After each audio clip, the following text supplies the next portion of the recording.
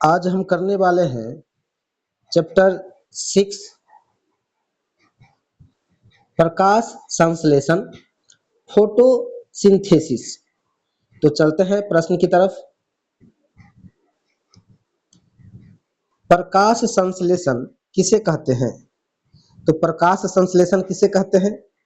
पौधों की कोशिकाओं में उपस्थित पर्णहरित क्लोरोफिल की सहायता से सूर्य के प्रकाश में कार्बन डाइऑक्साइड व जल के संयोग के कार्बन युक्त यौगिकों, कार्बोहाइड्रेट्स एवं ग्लूकोज के निर्माण की प्रक्रिया को प्रकाश संश्लेषण कहते हैं। पेड़ पौधों द्वारा भोजन तैयार करने की प्रक्रिया क्या कहलाती है? फोटोसिंथेसिस कहलाती है या प्रकाश संश्लेषण कहलाती है? प्रकाश संश्लेषण प्रक्रिया के लिए किसकी उपस्थिति आवश्यक है? तो प्रकाश संश्लेषण प्रक्रिया में कार्बन डाइऑक्साइड, जल, प्रकाश और पर्णहरित की उपस्थिति आवश्यक होती है। प्रकाश संश्लेषण कैसी अभिक्रिया है? तो प्रकाश संश्लेषण जैव रासायनिक अभिक्रिया होती है। प्रकाश संश्लेषण की क्रिया को कैसे व्यक्त किया जाता है? तो प्रकाश संश्लेषण की प्रक्रिया को प्रकाश संश्लेषण की सूत्रों के द्वारा व्यक्त करते हैं, जो है 6CO2 12H2O, सूर्य का प्रकाश क्लोरोफिल, C6H12 O6 6H2O और 6O2।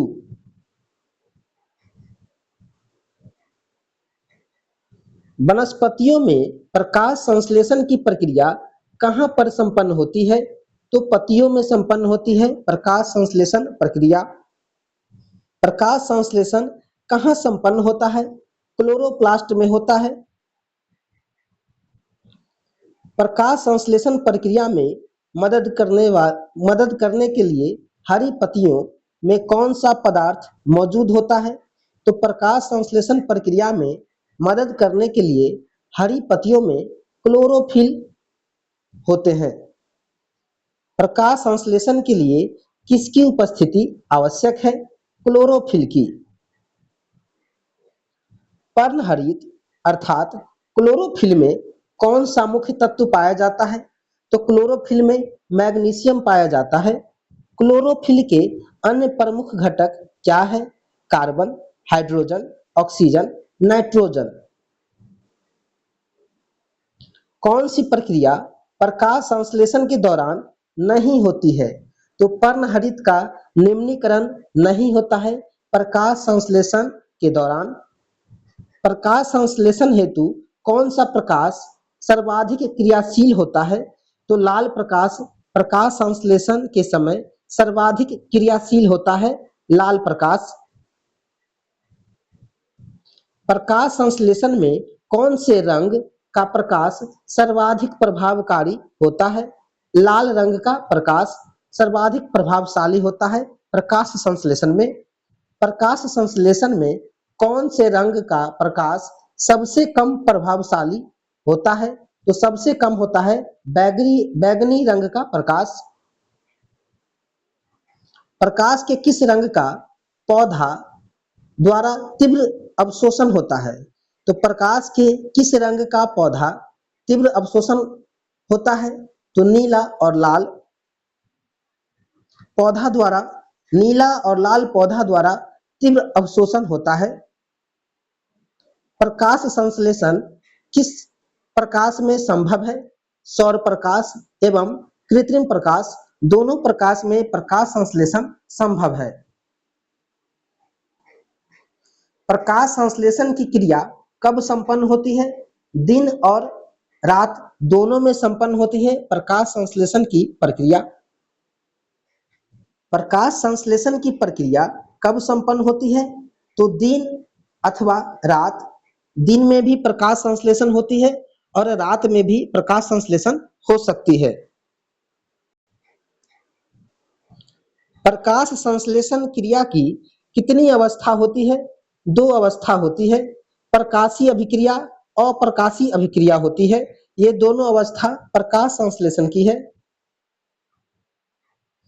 प्रकाश संश्लेषण के दौरान हरे पौधे कौन सी गैस अवशोषित करते हैं?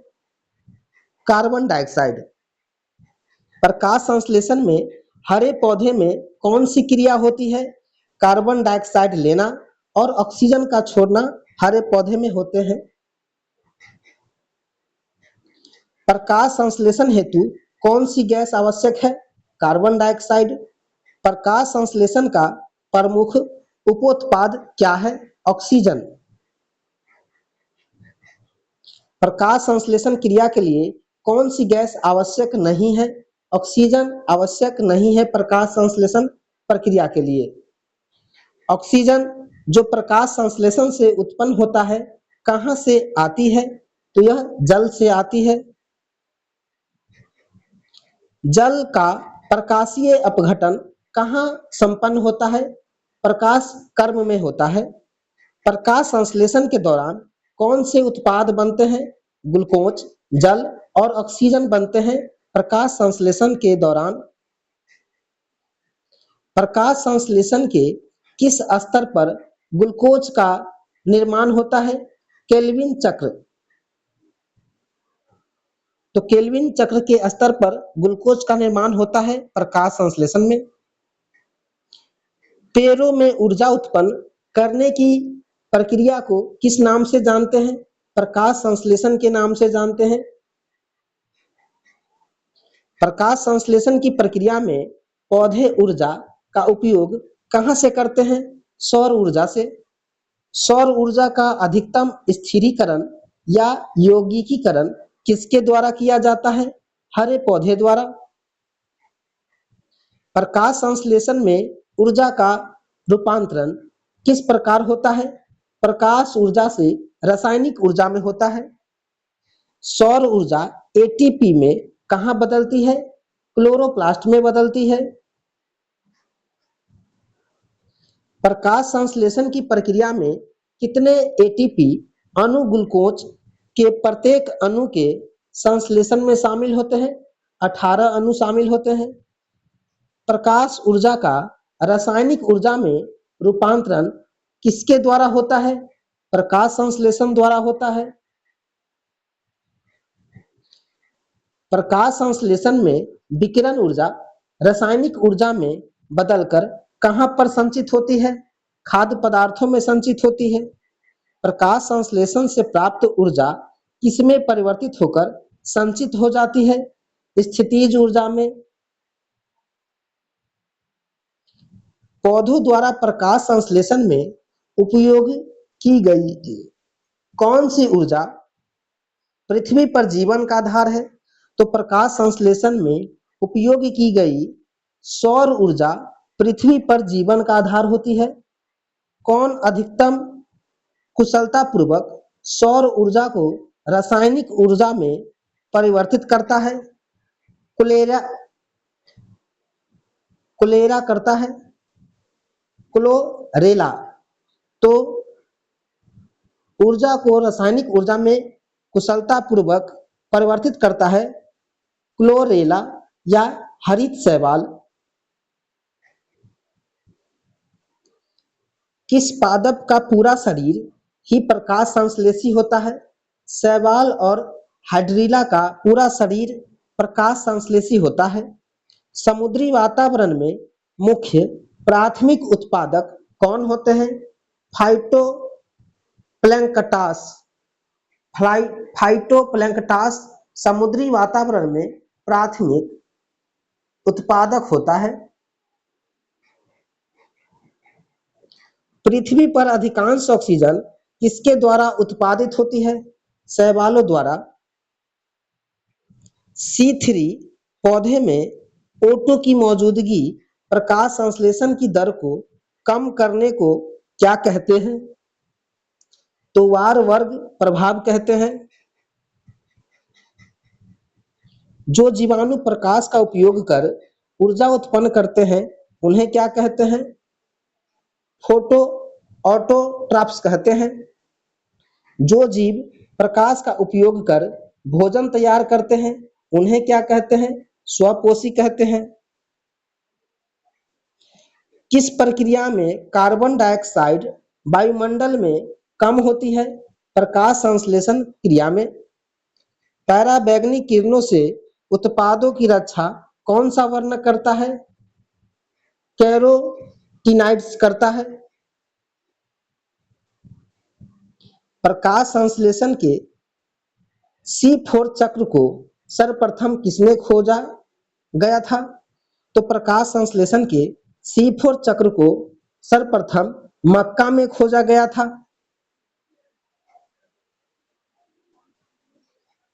श्वसन क्या है? श्वसन एक जैविक क्रिया है जिसमें शर्करा तथा वसा का ऑक्सीकरण होता है तथा ऊर्जा मुक्त होती है। पादपों में श्वसन किस प्रकार होता है? पादपों में श्वसन विसरण क्रिया द्वारा होता है। प्राणियों की तुलना में पादपों में श्वसन किस प्रकार भिन्न होता है? तो पादपों की श्वसन दर प्राणियों की अपेक्षा धीमी होती है। पादपों के सभी भाग जैसे मूल, तना, पत्ती श्वसन करते हैं। श्वसन क्रिया में ग्लूकोज अणुओं का ऑक्सीकरण कहां पर संपन्न होता है? तो श्वसन क्रिया में ग्लूकोज अणुओं का ऑक्सीकरण कोशिकाओं में संपन्न होता है। कोशिकीय श्वसन किसे कहते हैं? कोशिकाओं में ग्लूकोज अणुओं के ऑक्सीकरण को कोशिकीय श्वसन कहते हैं। कोशिकीय श्वसन की कितनी अवस्था होती है? 2, अवायवीय श्वसन और वायवीय श्वसन। अवायवीय श्वसन श्वसन का कौन सा चरण है? प्रथम चरण है अवायवीय श्वसन। ऑक्सी श्वसन किसकी मदद से होता है और यह ग्लूकोज के CO2 H2O में पूर्ण विघटन के लिए जिम्मेदार है? ऑक्सीजन। ऑक्सीजन की उपस्थिति में पाइरूवेट का विभाजन कहां पर होता है? माइटोकॉन्ड्रिया में होता है। किस प्रक्रिया के दौरान बहुत अधिक मात्रा में ऊर्जा बाहर निकलती है? वायवीय श्वसन में बहुत अधिक मात्रा में ऊर्जा निकलती है। किस प्रक्रिया में ऊष्मीय ऊर्जा निर्मित होती है? श्वसन में। कौन सी प्रक्रिया रासायनिक ऊर्जा को तापीय ऊर्जा में परिवर्तित करती है? श्वसन। जीव विज्ञान में कोशिकाओं का ऊर्जा स्रोत क्या है? ATP। श्वसन गुणांक किसे कहते हैं? श्वसन क्रिया में निकली हुई कार्बन डाइऑक्साइड तथा अवशोषित ऑक्सीजन के अनुपात को श्वसन गुणांक कहते हैं। श्वसन गुणांक बराबर निष्कासित कार्बन डाइऑक्साइड का आयतन और अवशोषित ऑक्सीजन का आयतन होता है। शर्करा के लिए श्वसन गुणांक का मान कितना होता है? 1। वसा या प्रोटीन श्वसन गुणांक मान कितना होता है? 1 से कम। श्वसन गुणांक का मापन किससे किया जाता है? गैनोंग श्वसन मापी से किया जाता है श्वसन गुणांक का मापन। ग्लूकोज का पाइरूविक अम्ल में विघटन क्या कहलाता है? ग्लाइकोलिसिस कहलाता है। पौधों में मूल रोमों द्वारा जल का अवशोषण किस प्रक्रिया द्वारा होता है? परासरण द्वारा। जड़ों के माध्यम से जल के अवशोषण की दर किस प्रकार बढ़ाई जा सकती है? पौधों को पंख के नीचे रखकर। पादपों में जल का परिवहन किसके माध्यम से होता है? जाइलम द्वारा होता है।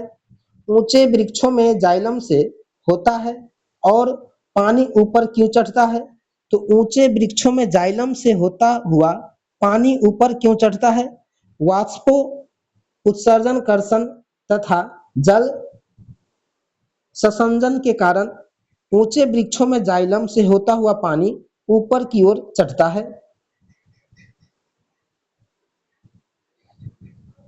जल जड़ में जल के गति का पथ क्या होता है?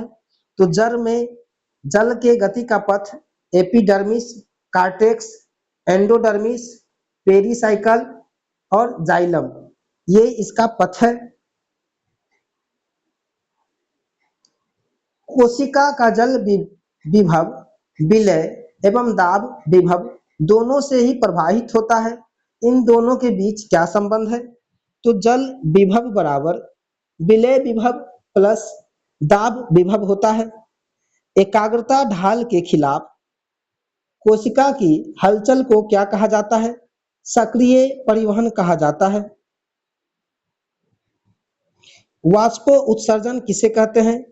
पौधों की वायवीय भाग से जल के वाष्पीकरण को वाष्पो उत्सर्जन कहते हैं। उस प्रक्रिया को क्या कहते हैं जिसके द्वारा स्थलीय पौधे प्रतिदिन भारी मात्रा में पानी ग्रहण करते हैं, लेकिन पत्तियों से इसका अधिकतर भाग भाप द्वारा हवा में उड़ जाता है, इसे वाष्पो उत्सर्जन कहते हैं। पानी के वाष्पीकरण की क्रिया पेड़ों के किस भाग में होती है? स्टोमेटा भाग में होती है। पादपों में वाष्पीकरण की प्रक्रिया पौधों के किस भाग द्वारा होता है? रंध्रों द्वारा होता है। पौधे का अधिकांश पानी पत्तियों के किस भाग द्वारा खो जाता है? रंध्रों द्वारा। रंध्र किस प्रकार खुलते हैं? गाढ़ कोशिकाओं में पानी प्रवाहित होने पर रंध्र खुलते हैं। एक वयस्क रंध्र में क्या उपस्थित रहता है? हरित लवक, कोशिका भित्ति, रिक्तिका उपस्थित होते हैं एक वयस्क रंध्र में। वाष्प उत्सर्जन को प्रभावित करने वाले कारक कितने हैं? 4 है। प्रकाश की तीव्रता, तापक्रम, आर्द्रता और वायु। पौधे अतिरिक्त जल से किस प्रकार छुटकारा पा सकते हैं? वाष्प उत्सर्जन द्वारा। पौधों का शिथिल होना किसकी वजह से होता है? वाष्प उत्सर्जन द्वारा होता है। किन परिस्थितियों में वाष्प उत्सर्जन कम होता है? उच्च आर्द्रता की स्थिति में वाष्प उत्सर्जन कम होता है। पौधे में वाष्प उत्सर्जन की दर को किससे मापते हैं? गैनोंग पोटोमीटर द्वारा मापते हैं। कौन सी प्रक्रिया जड़ों से पत्तियों तक पानी और खनिजों के अवशोषण और ऊपरी मुखी गति में मदद करती है? वाष्प उत्सर्जन। वन वातावरण में नमी को किस माध्यम से बढ़ाते हैं? वाष्प उत्सर्जन माध्यम से बढ़ाते हैं। वाष्प उत्सर्जन का महत्व, यह खनिज लवणों को जड़ से पत्तियों तक पहुंचाने में सहायता करता है। पौधों का तापक्रम संतुलित करने में सहायता करता है। जल अवशोषण एवं रसारोहण में मदद करता है। वायुमंडल को नम बनाकर जल चक्र पूरा करने में मदद करता है। प्रकाश संश्लेषण की क्रिया के लिए जल का संभरण करता है। तो ये सभी वाष्प उत्सर्जन का महत्व है। पादपों में पोषण की कितनी विधियां होती है? 2। स्वपोषी, परपोषी। स्वपोषी पादप किसे कहते हैं? ऐसे जीव जो अपने भोज्य पदार्थ का निर्माण स्वयं करते हैं, उसे स्वपोषी कहते हैं। स्वपोषी पोषण किसमें पाया जाता है? सभी हरे पौधे, नील रहित शैवाल, कुछ जीवाणुओं तथा अधिकांश एक कोशिकीय जीवों में स्वपोषी पोषण पाए जाते हैं। हरे पौधे क्या है? स्वपोषी। परपोषी पादप किसे कहते हैं? ऐसे जीव जो अपने भोज्य पदार्थ का निर्माण स्वयं नहीं कर पाते, बल्कि दूसरे जीवों से प्राप्त करते हैं या निर्भर करते हैं, तो यह परपोषी कहलाते हैं। स्वपोषी में याद रखना है कि पेड़ पौधे अपना भोजन स्वयं बनाते हैं। परपोषी में ध्यान रखना है कि वह दूसरे पर निर्भर होते हैं, स्वयं भोज्य पदार्थ नहीं बनाते हैं। परपोषी पौधे कितने प्रकार के होते हैं? 4 प्रकार के। सहजीवी, परजीवी, मृतजीवी, कीटभक्षी होते हैं। ये सभी परपोषी के प्रकार हैं। सहजीवी संबंध किसमें पाया जाता है? लाइकेन में। माइकोराइजा एक सहजीवी प्रबंधन किसके मध्य करता है? कवक द्वारा पौधों के मध्य। माइकोराइजा जड़ के साथ किसका सहजीवी संगठन पाया जाता है? कवक का। परजीवी पौधा कौन सा है? अमरबेल। पौधों में पानी किसके द्वारा पहुंचाया जाता है? जाइलम द्वारा। संवहनी पौधों में पानी ऊपर किसके द्वारा जाता है? जाइलम टिश्यू द्वारा। पादपों में जल संवाहक ऊतक को क्या कहते हैं? जाइलम। पेड़ पौधे में जल वहन के लिए मुख्यतः कौन जिम्मेदार है? जाइलम जिम्मेदार है। जाइलम का प्रमुख कार्य क्या है? अवशोषित जल तथा खनिज लवण को पौधे के विभिन्न भागों तक पहुंचाना जाइलम का कार्य है। कौन सी जीवित ऊतक उच्च वर्गीय पौधों में जैव पोषक वाहक का कार्य करता है? फ्लोएम। पौधों में फ्लोएम मुख्यतः किसके लिए उत्तरदायी है? आहार वहन करने के लिए। पौधों में आहार वहन के लिए मुख्यतः कौन उत्तरदायी होता है? फ्लोएम। वास्ट ऊतक किसे कहते हैं? फ्लोएम को वास्ट ऊतक कहते हैं। जब किसी वृक्ष की छाल वृक्ष के आधार के पास से गोलाकार चारों तरफ से हटा दी जाती है तो वह वृक्ष धीरे धीरे सूख कर क्यों मर जाता है? जड़ें ऊर्जा से वंचित रह जाती है जिसके कारण पेड़ सूख कर मर जाता है। कौन सा पादप या कौन सा पादप कुछ या अधिकांश रूप में अपना पोषण कीड़ों मकोड़ों और अन्य संधिपाद जीवों से उनको फंसाकर और उनका उपयोग करके प्राप्त करता है? कैलिफोर्निया घटपर्णी पौधा ये जीवों को फंसाकर उसका भक्षण करते हैं।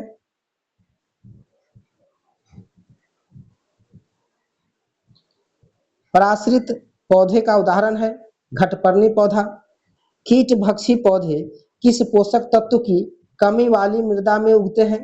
नाइट्रोजन। नाइट्रोजन तत्व की कमी वाली मिट्टी में उगते हैं कीटभक्षी पौधे। पोषण पादपों में पोषण की विधियां। तो पादपों में 2 पोषण होते हैं, स्वपोषी और परपोषी।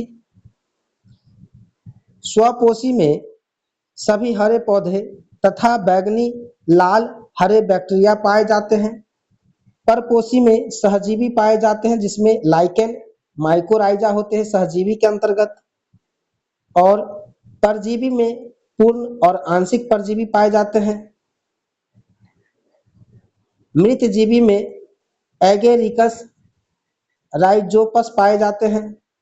कीटभक्षी में नेफेंथिस ड्रोसेरा डायोनिया पाए जाते हैं। फसल लॉन्गिंग विधि क्या है? फसलोत्पादन के लिए पोषक तत्वों की आवश्यकता जानने के लिए पौध विश्लेषण करना फसल लॉन्गिंग विधि है। पौधे के लिए कितने पोषक तत्व आवश्यक होते हैं? जो हवा पानी मृदा से प्राप्त होते हैं 17 पोषक तत्व। पौधों को मृदा से प्राप्त होने वाले पोषक तत्वों में कितने बृहद पोषक तत्व होते हैं? 9। पौधों को मृदा से प्राप्त होने वाले पोषक तत्व में कितने सूक्ष्म पोषक तत्व होते हैं? 8। पौधे के लिए प्राथमिक पोषक तत्व के रूप में ज्ञात तत्व कौन सा है? नाइट्रोजन फास्फोरस पोटेशियम है। क्रांतिक तत्व कौन कौन से हैं? नाइट्रोजन फास्फोरस पोटेशियम ये सभी क्रांतिक तत्व हैं। पादपों से मिट्टी में अवशोषित किया गया नाइट्रोजन किसमें परिवर्तित हो जाता है? मुक्त नाइट्रोजन में। तो पादपों से मिट्टी में अवशोषित किया गया नाइट्रेट नाइट्रेट किसमें परिवर्तित होता है? तो मुक्त नाइट्रोजन में परिवर्तित होता है नाइट्रेट। पौधों में प्रोटीन तथा न्यूक्लिक अम्ल के निर्माण में कौन सा तत्व मुख्य रूप से उत्तरदायी होता है? नाइट्रोजन। मिट्टी में नाइट्रोजन स्थिरीकरण को कौन प्रेरित करता है? जीवाणु। नाइट्रोजन स्थिरीकरण एक प्रक्रिया है जिसमें आणविक नाइट्रोजन किसमें रूपांतरित होती है? अमोनिया में। सिम्बियोटिक जीवाणु जो कि वातावरणीय नाइट्रोजन के स्थिरीकरण के लिए उत्तरदायी है किसमें पाया जाता है? मटर में। पादपों में कोशाओं के निर्माण तथा फसलों की परिपक्वता में किस तत्व की महत्वपूर्ण भूमिका होती है? फास्फोरस की। पौधे की वृद्धि में किस तत्व की महत्वपूर्ण भूमिका होती है? पोटेशियम की। कौन सा तत्व क्रोमोसोम के निर्माण, वसा के संश्लेषण, कार्बोहाइड्रेट एवं एमिनो अम्ल के परिवहन में सहायक होता है? कैल्शियम। कौन सा तत्व पौधों में प्रोटीन तथा जीव द्रव्य के निर्माण में महत्वपूर्ण भूमिका निभाता है? सल्फर। कौन सा पौधा पौधों की शाकीय वृद्धि को प्रोत्साहित तथा बीज निर्माण में उत्तेजित करता है? सल्फर। पौधे में गंधक की कमी के लक्षण सर्वप्रथम कहाँ प्रकट होते हैं? ऊपरी पत्तियों में। पौधों की कोशिका भित्ति एवं जीव द्रव्य के निर्माण में कौन से तत्व महत्वपूर्ण भूमिका निभाते हैं? Carbon, hydrogen, oxygen. पादपों में सबसे प्रचुर मात्रा में कौन सा तत्व उपस्थित होता है? कार्बन।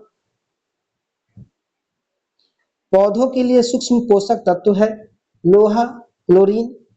कौन सा तत्व श्वसन क्रिया में महत्वपूर्ण भूमिका निभाता है? लोहा। पौधे में कौन सा तत्व नाइट्राइट से नाइट्रेट बनाने में महत्वपूर्ण भूमिका निभाता है? तो नाइट्राइट से नाइट्रेट बनाने में मैग्नीज भूमिका निभाता है। कौन सा पोषक तत्व दलहनी फसलों में गांठ के गठन के लिए आवश्यक होता है? बोरॉन।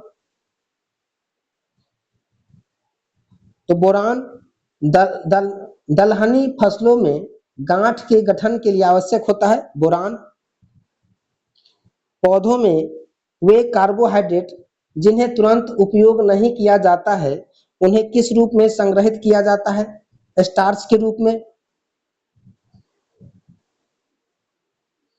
पौधे प्रोटीन का संश्लेषण किसके माध्यम से करते हैं? एमिनो अम्ल के माध्यम से।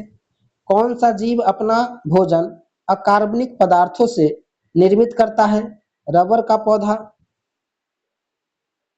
जलीय जीवाणुओं का प्रमुख खाद्य स्रोत क्या है?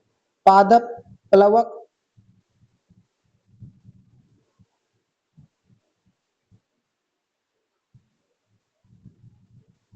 पोषक तत्व, बृहद पोषक तत्व, सूक्ष्म पोषक तत्व।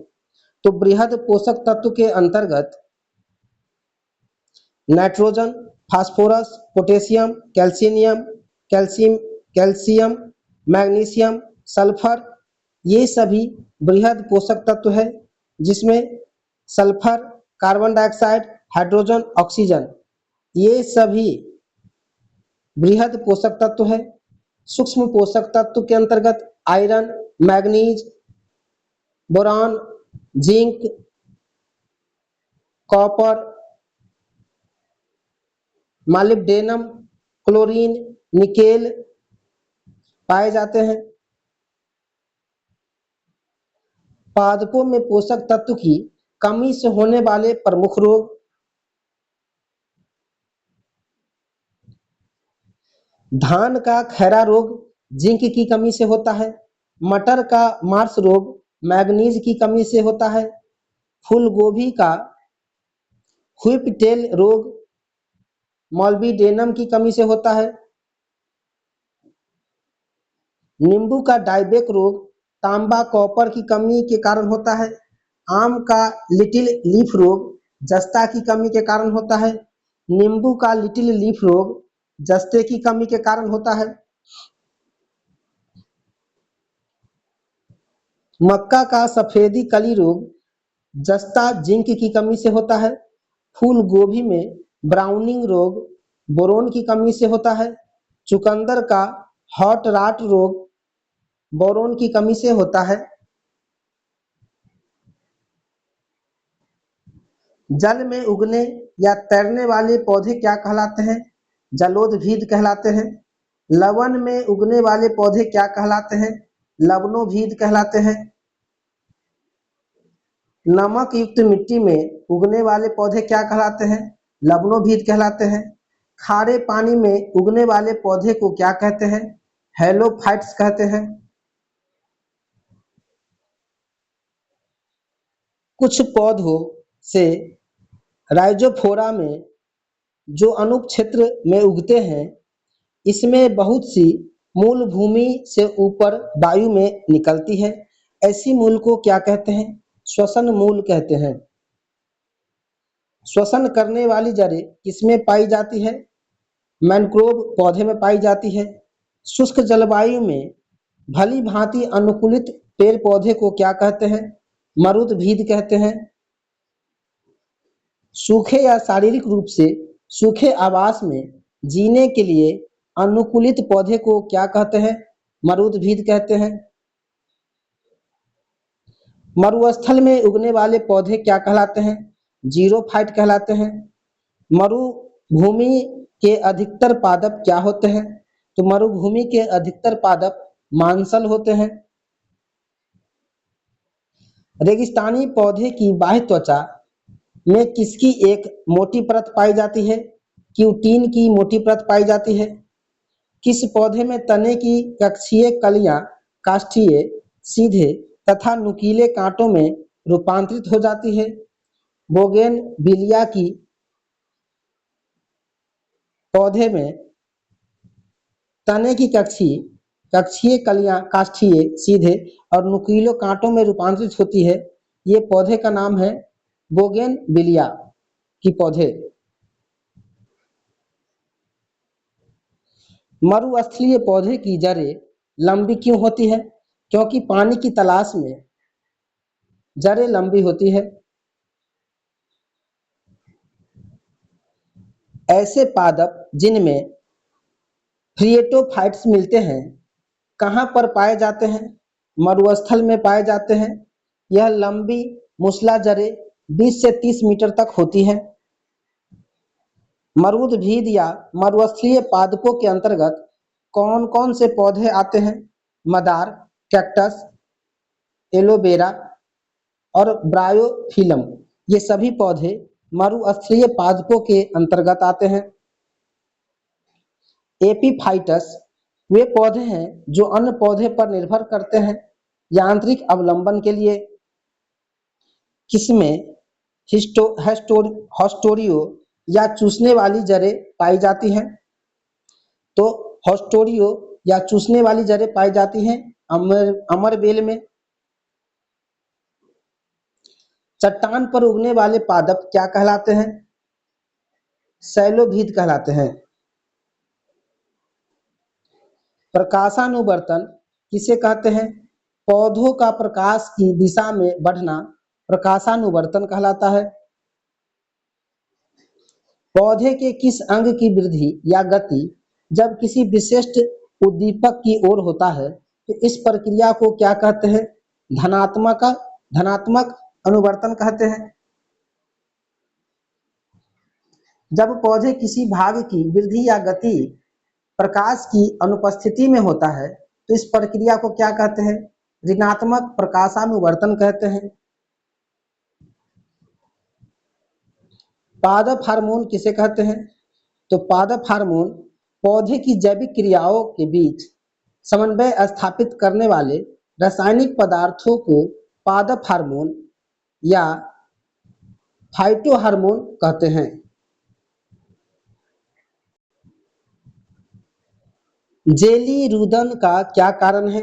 अम्ल की अधिकता, रासायनिक संगठन तथा कार्यविधि के आधार पर पादप हार्मोन्स को कितने वर्गों में विभाजित किया जाता है? 5 वर्गों में, जिसमें oxygen, gibberellins, cytokinin, abscisic acid और एथिलीन पाए जाते हैं। ऑक्सीन हार्मोन किसे कहते हैं? ऑक्सीन हार्मोन्स कार्बनिक यौगिकों का समूह है जो पौधों में कोशिका विभाजन तथा कोशिका दीर्घन में भाग लेता है, उसे ऑक्सीन हार्मोन कहते हैं। पौधों में पाए जाने वाला सार्वभौमिक प्राकृतिक ऑक्सीन क्या है? इंडोल एसिटिक एसिड प्राकृतिक ऑक्सीन होते हैं। इंडोल एसिटिक एसिड तथा नेफ्थलीन एसिटिक एसिड किसके प्रमुख उदाहरण हैं? ऑक्सीन के। तो इंडोल एसिटिक एसिड और नेफ्थलीन एसिटिक एसिड ऑक्सीन के उदाहरण हैं। शिखर वृद्धि के लिए कौन सा पादप हार्मोन जिम्मेदार होता है? ऑक्सीन।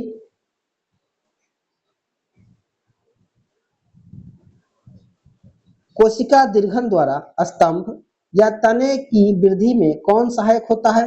ऑक्सीन या ऑक्सिन।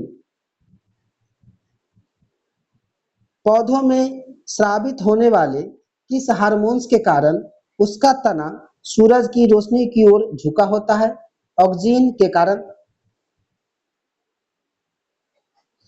किस हार्मोन्स के विसरण के पौधे पौधे जड़ की दूसरी तरफ मुड़ जाते हैं? तो पौधे की जड़ दूसरी तरफ मुड़ जाते हैं ऑक्सीन या ऑक्सिन के कारण। तने में जिस ओर ऑक्सीन की मात्रा अधिक होती है उस तरफ वृद्धि किस प्रकार होती है? अधिक वृद्धि होती है। तो ऑक्सीन की मात्रा जिधर अधिक होती है उस तरफ अधिक वृद्धि होती है।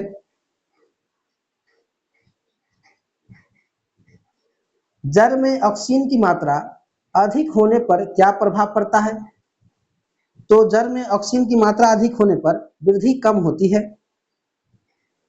पौधे में जड़ की वृद्धि को कौन सा हार्मोन नियंत्रित करता है? Oxygen hormone. पत्तियों के झड़ने तथा फलों के गिरने पर किस हार्मोन का नियंत्रित होता है? तो ऑक्सीन का नियंत्रित होता है। बीज रहित फल के उत्पादन में कौन सा पादप हार्मोन सहायक होता है? ऑक्सीन। निषेचन रहित अंडों के निषेचन के बिना फलों का विकास क्या कहलाता है? पार्थेनोकार्पी कहलाता है।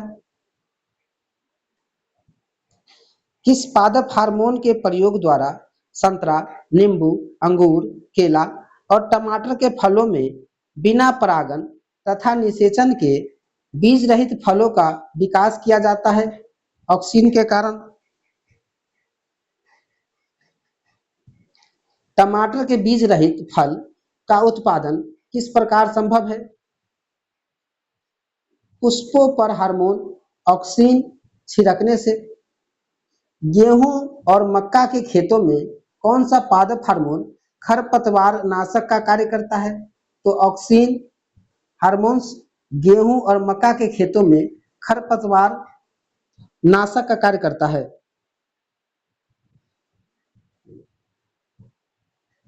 अपतृण निवारण तथा फसलों को गिरने से बचाने के लिए किस पादप हार्मोन का प्रयोग किया जाता है?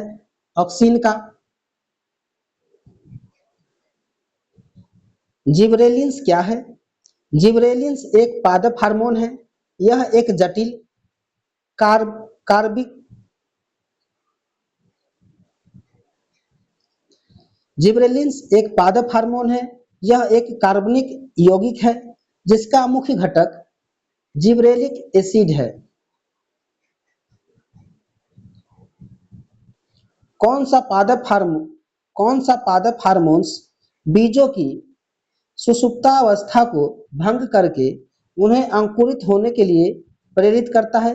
जिबरेलिन्स। बीजों की सुषुप्तावस्था तोड़ने वाला हार्मोन कौन सा है? जिबरेलिन तथा साइटोकाइनिन। कोशिका विभाजन तथा कोशिका दीर्घन द्वारा तनों को लंबा बनाने का कार्य कौन सा पादप हार्मोन करता है? जिबरेलिन्स। किस पादप हार्मोन का मुख्य कार्य कोशिका वृद्धि करना है? जिबरेलिन का। पौधों का बौनापन किस हार्मोन द्वारा नियंत्रित किया जाता है? जिबरेलिन्स द्वारा। पादपों में बौनी प्रजातियां की लंबाई में वृद्धि, पुष्पन, बीजों के अंकुरण में किस पादप हार्मोन का प्रयोग किया जाता है? जिबरेलिन का। साइटोकाइनिन क्या है? एक पादप हार्मोन है। इसकी प्रकृति क्षारीय होती है। किसे फाइटोकाइनिन भी कहते हैं? तो साइटोकाइनिन को फाइटोकाइनिन भी कहा जाता है। बीजों की सुषुप्ता अवस्था तोड़ने वाला हार्मोन कौन सा है? साइटोकाइनिन। कौन सा पादप हार्मोन बीजों के अंकुरण में प्रेरित करता है? साइटोकाइनिन। साइटोकाइनिन का मुख्य कार्य क्या है? कोशिका विभाजन करना। कोशिका विभाजन के लिए कौन सा पादप हार्मोन आवश्यक होता है? साइटोकाइनिन।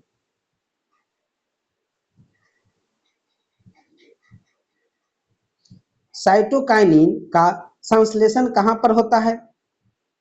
जड़ों के अग्र सिरों पर, जहां कोशिका विभाजन होता है। कौन सा पादप हार्मोन ऊतकों एवं कोशिकाओं के विभेदन का कार्य करता है? तो साइटोकाइनिन ऊतकों एवं कोशिका के विभेदन का कार्य करता है। साइटोकाइनिन। कौन सा पादप हार्मोन पार्श्व कलिकाओं की वृद्धि को प्रारंभ करता है? तो पार्श्व कलिकाओं की वृद्धि को प्रारंभ करता है साइटोकाइनिन। जीर्णता को रोकने वाला पादप हार्मोन किसे कहते हैं? साइटोकाइनिन को कहते हैं। एबिसिसिक अम्ल क्या है?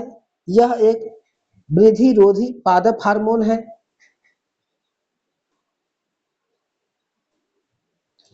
कम सांद्रता पर वृद्धिरोधी पादप हार्मोन किसे कहते हैं?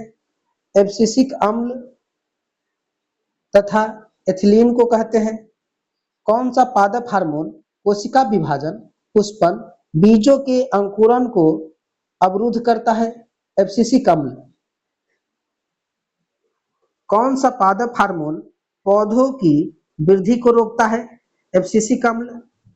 सूखा सहिष्णुता से संबंधित पादप हार्मोन कौन सा है? एब्सिसिक अम्ल।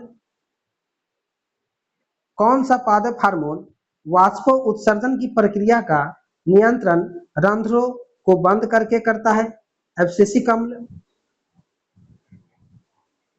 पादपों में पत्तियों के झरने की क्रिया को कौन सा पादप हार्मोन नियंत्रित करता है? एब्सिसिक अम्ल। पौधों से फूलों तथा फलों के पृथक्करण की क्रिया कौन सा पादप हार्मोन नियंत्रित करता है? एब्सिसिक अम्ल। पादपों में कौन सा पादप हार्मोन बीजों तथा कलियों को सुषुप्तावस्था में लाता है? एब्सिसिक अम्ल। एथिलीन क्या है? एथिलीन गैसीय रूप में पौधों में पाए जाने वाला पादप हार्मोन है। गैसीय स्थिति में पाए जाने वाला पादप हार्मोन कौन सा है? एथिलीन।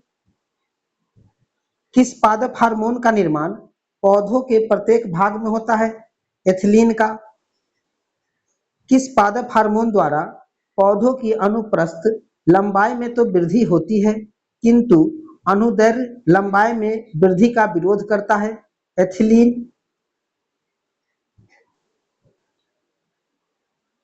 किस पादप हार्मोन के कारण चौड़ाई में वृद्धि होती है? एथिलीन के कारण। कौन सा पादप हार्मोन पौधों की पत्तियों एवं फलों के झरने या गिरने की क्रिया को नियंत्रित करता है? एथिलीन। कौन सा पादप हार्मोन फलों के पकने में मुख्य रूप से भूमिका निभाता है? तो फलों पकाने के लिए एथिलीन का प्रयोग करते हैं। कृत्रिम रूप से फलों को पकाने के लिए किस गैस का प्रयोग किया जाता है? एथिलीन का। कच्चे फल को पकाने के लिए किस गैस का प्रयोग होता है? एसिटिलीन का। एसिटिलीन का प्रयोग कच्चे फलों को पकाने के लिए होता है और इस पर प्रतिबंधित किया गया था 1955 में इसे। फ्लोरीजिन्स क्या है? फ्लोरीजिन्स एक पादप हार्मोन है जो इसे फूल खिलाने वाला हार्मोन भी कहते हैं। किस पादप हार्मोन द्वारा फूलों का खिलना नियंत्रित होता है? फ्लोरीजिन्स के द्वारा। फूल खिलाने वाला हार्मोन किसे कहते हैं? फ्लोरीजिन्स को। पादपों के किस भाग में फ्लोरीजिन्स का संश्लेषण होता है? पत्तियों में।